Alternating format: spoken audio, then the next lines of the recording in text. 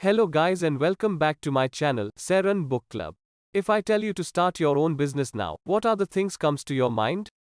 It is difficult. I don't have any revolutionary idea. I don't have enough money to start a business. It is difficult to find good people who work for me. I have to work day and night to set up my business. And so on. In today's world, we hear a lot of myths and negativity about starting a new business. But this book tells us that everything what we believe about starting a new business is just not true. Author Jason Fried and co-author David Heinemeier has put their 20 plus years experience of running a software business in this book, and explain how they have done it. They explain how all what we are listening today about starting a new business is wrong. How simple it is to start a new business. Today we will discussing about a book, Rework, written by Jason Fried and David Heinemeier. This book will show you that you will need way less than you think to start a new business. At the end of this book, you will feel that you can start new business tomorrow, so stay tuned until end.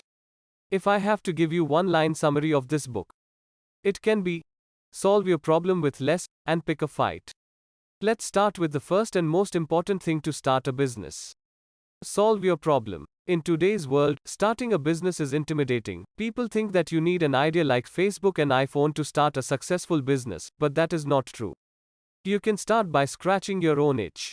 When Vic Firth was playing a drums, he realized that both sticks were producing a different pitch. He went into his garage and made two identical drumsticks with the exact weight and length, and made sure they produce similar pitch while playing.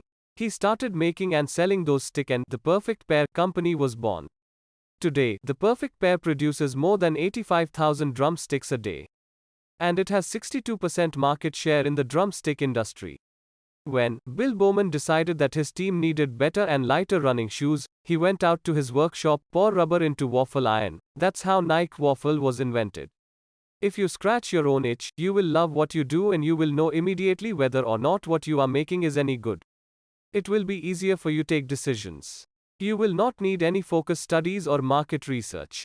Author and his colleagues were working on many projects at a time. They needed project management software, and that is how Basecamp project management software was invented.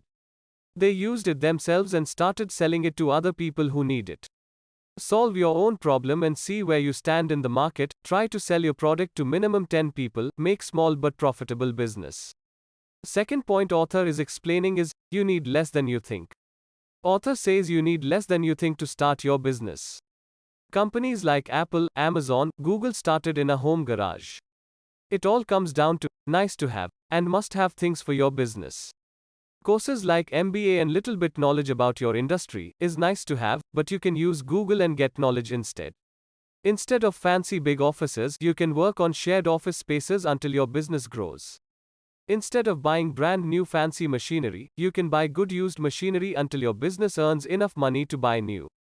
Instead of purchasing expensive softwares to run your business, there are numerous free options which does the same work for you. Instead of starting from $1 million, you can start with $1,000 or minimum capital your business need to make a product that sells, and from there you can grow. Before hiring new people, do that work yourself and see if you can manage. If not, then only hire new employee. So when you start a new company, you can cut down on so many things. Take a pen and a paper and note down everything you must need, like resources, knowledge and machinery.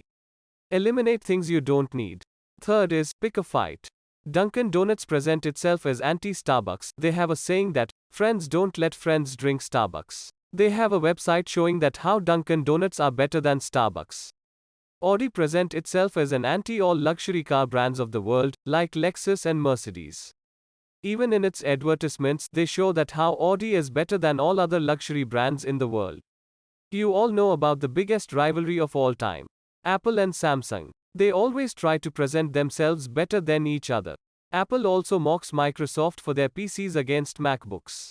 Having an enemy gives you a great story to tell to customers. It shows you the direction where you want to go.